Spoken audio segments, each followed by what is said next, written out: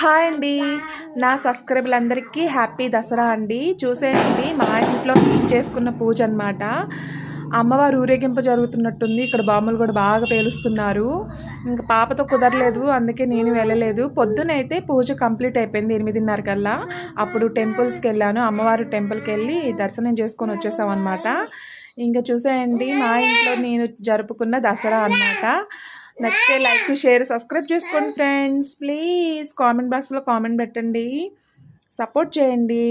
చూసేయండి అమ్మవారికి పులిహార, అన్నం, పప్పు, చక్కెర పొంగలి అండ్ పెరుగన్నం, బూర్లు, గారెలు, పొంగి బూర్లు, శనగలు, సలివిడి, వడపప్పు పానకం అండ్ పాలల్లో బెల్లం ముక్కేసి పాలు కూడా పెట్టాను అనమాట. అమ్మవారికి చాలా ఇష్టం కదా, పాలు పెట్టి పూజ చేసుకున్న చాలు. ఇదిగోండి చీర కొనుక్కొని చీర కూడా పెట్టాను అమ్మవారికి.